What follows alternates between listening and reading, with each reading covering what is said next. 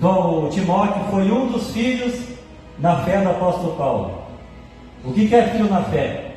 Quando você prega o evangelho para alguém e essa pessoa se converte, praticamente você é o pai na fé, pai espiritual dele, porque você gerou ele, mais um filho para Deus. Então aqui, irmãos, o que eu vou ler aqui foi uma exortação para Timóteo, e que é para vocês também e para todos os jovens. No versículo 22, Paulo diz assim para Timóteo: foge também dos desejos da mocidade, e segue a justiça, a fé, a caridade ou o amor, e a paz com os que com o coração puro invocam o Senhor. Então olha o que Paulo falou, irmãos, para Timóteo, que era um jovem. Porque Paulo se preocupava com o jovem Timóteo, e assim também é com os jovens de hoje, irmãos. Hoje você que aqui está jovem, até o fim da tua vida é uma caminhada muito longa. E se você não perseverar em seguir ao Senhor e andar nos caminhos do Senhor, você vai um dia acabar abandonando os caminhos como muitos jovens abandonaram. Então Paulo fala aqui: Timóteo, foge também dos desejos da mocidade. Mas que desejos são esses que Paulo está dizendo? Irmãos, o mundo aí fora, a televisão, o celular, a internet, os entretenimentos que o mundo nos oferece, que nos afastam da presença de Deus. É por isso que a Bíblia fala que um dos 3 maiores inimigos do cristão é a carne, é Satanás e é o mundo. Então o mundo, irmãos, envolvimento, hoje eu vejo cristãos, infelizmente, que estão mais envolvidos com política. O que mais sai da boca deles é política, futebol, Netflix, celular. Tudo isso, irmão, é um desejo que todos os jovens têm, e adultos também. Então Paulo aconselha: fuja disso, porque se você deixar ser vencido por isso, isso não é nada bom para a vida espiritual de vocês. Isso vai atrapalhar na caminhada de vocês. Eu digo por experiência própria, eu já passei por isso.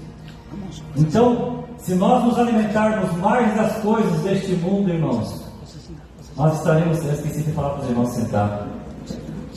Se nós alimentar mais a nossa carne, o nosso espírito fica fraco.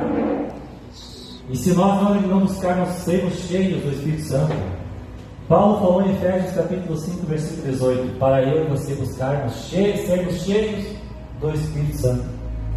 Se nós não buscarmos, irmãos, sermos cheios do Espírito Santo, nós não vamos conseguir fazer aquilo que Deus nos chamou para fazer. Nós vamos visitar pessoas, vamos falar com colegas no trabalho, na faculdade, na escola, na rua, e nós não vamos sentir vontade nenhuma de falar de Jesus, de citar um versículo bíblico. Esses dias eu estava domingo passado no Pinhalzinho, na casa de um casal meu, junto com a minha mãe, e eles não são cristãos, eles precisam de libertação, eles precisam de salvação. E aí lá conversando, pedindo para Deus: Deus, não me deixa eu ir embora sem eu levar uma palavrinha para eles, sem eu ler uma palavrinha, explicar um pouco e fazer uma oração. Aí eu pensando, que tipo de crente que eu estou sendo, que vou visitar as pessoas conhecidas, não leio nem um versículo. Irmão, às vezes você só lê um versículo, aquele versículo entra no coração da pessoa e é o suficiente para ela se salvar. Eu já ouvi casos que através de um versículo só, aquele versículo levou ele à conversão e à salvação. Então eu estava lá naquela casa e eu só fiz aquilo, irmão, li uma palavrinha, minha mãe aceitou. A minha mãe, como ela é católica, sabe o que ela disse? Só não vem falar da católica, mal da católica. Eu disse: mãe, eu estou aqui para me falar daquele que morreu por mim e salvou. Eu estou aqui para falar de Jesus. Eu não estou aqui para confrontar a crença, a tua crença, o que você acredita. Eu estou aqui para falar de Jesus. E aí eu ministrei uma palavrinha lá. E isso foi bênção. E eu digo que eu consegui isso por quê? Por estar buscando ser cheio do Espírito Santo. E hoje a gente vê, irmãos, os jovens, eu digo a verdade, em muitas denominações, irmãos, só estão na igreja. Mas será que estão lendo a Bíblia? Será que estão tendo vida de oração? Será que estão buscando ser cheios do Espírito Santo? Irmãos, se a aprovação um dia bater na tua porta, você não vai aguentar, irmãos.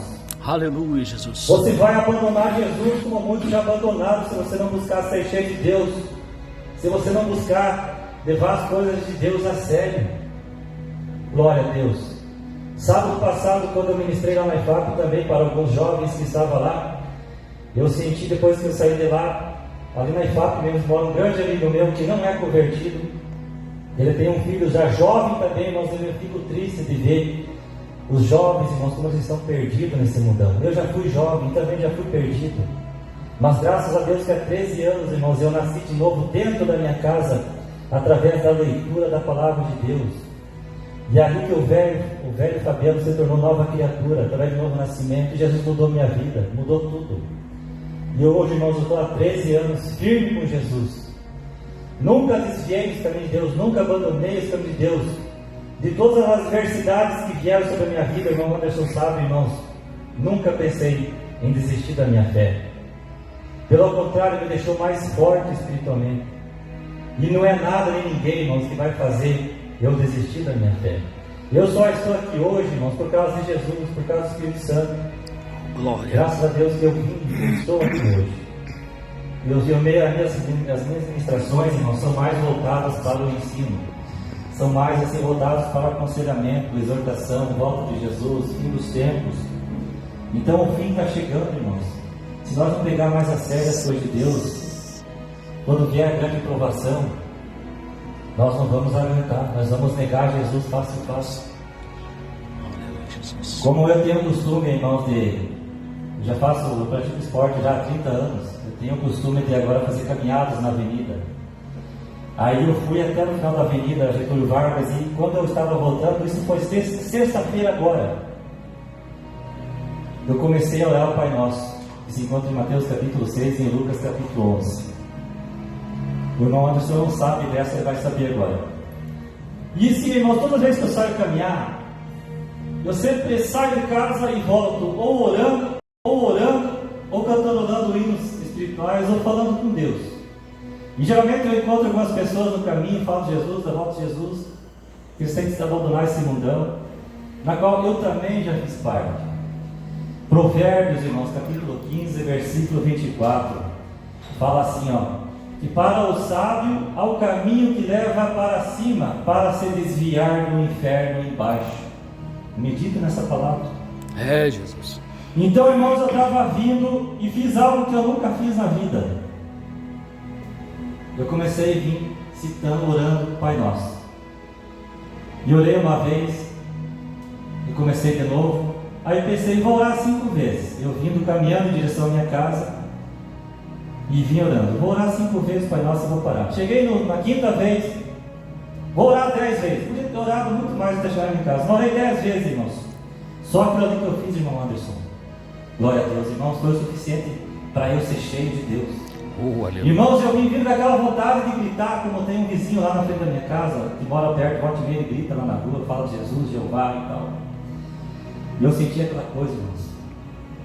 Aquele poder que veio de Deus, de sair gritando. Não importa, irmãos, isso aí é louco, o mundo vai nos ver como louco. Olha lá, esse piloto está gritando, mas irmãos, eles não entendem as coisas do Espírito de Deus. Em 1 Coríntios capítulo 2, versículo 14, Paulo diz que o homem natural não compreende as coisas que são do Espírito de Deus. Então, se eu sentir aquela vontade de vir gritando, arrependam-se, como João Batista fazia.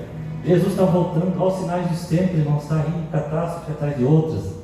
Aviões, acidentes aéreos, irmãos, um atrás do outro. Nunca se teve tantos acidentes como está tendo hoje em dia. Não deixa de ser um dos sinais da volta de Jesus Cristo. E eu ali, irmão, através dessas 10 orações ao Pai Nosso, eu me enchi.